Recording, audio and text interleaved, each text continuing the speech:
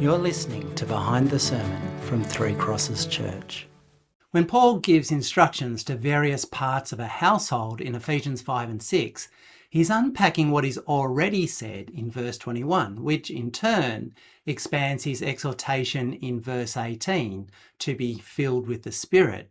And that's important because it gives us a glimpse of what it means to be filled with the Spirit, and it provides the context for what Paul goes on to say to wives, husbands, children, and parents. Hello, my name is Tom Richards, and you are listening to Behind the Sermon, where we unpack the deeper questions and hidden details behind our Sunday sermons. A verb gives us the main action of a sentence. Sometimes a verb has participles attached to it, verb forms that fill out or describe that main action. So, for example, consider the sentence, "The cat lay in the spring sunshine, stretching its paws, purring softly, and flicking its tail in the warm breeze."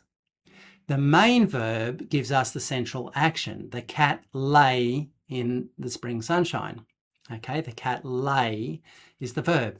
Then the participles hang off that verb and fill out the picture. Stretching, purring, and flicking. Now, Ephesians 5, 18 to 21 works in a similar way. The central command is, be filled with the Spirit. And then a series of participles hang from that command. Speaking, singing and making music, giving thanks, and submitting. They fill out the picture. They show what being filled with the Spirit looks like. Then in verse 22, Paul turns to wives. Wives, submit yourselves to your own husbands as you do to the Lord. But there's something that's hidden by our English translations.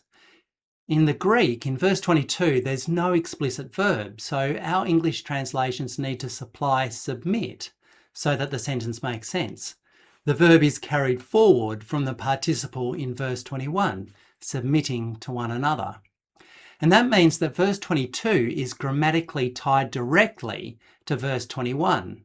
Paul's instructions to wives grows out of his call to submission in verse 21, which itself is one expression of being filled with the Spirit in verse 18. And this doesn't only shape what Paul says to wives, the whole household that follows, wives, husbands, children, parents, etc., unfolds within this larger picture of mutual submission and being filled with the Spirit. And that gives us important insight.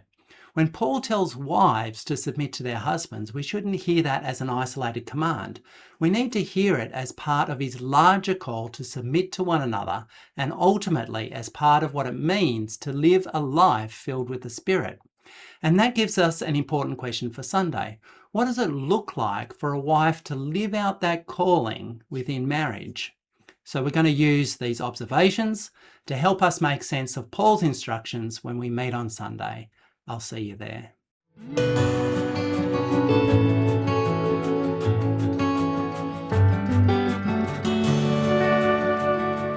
Three Crosses Church exists to know and glorify God by being and making disciples who love, trust, and obey Jesus.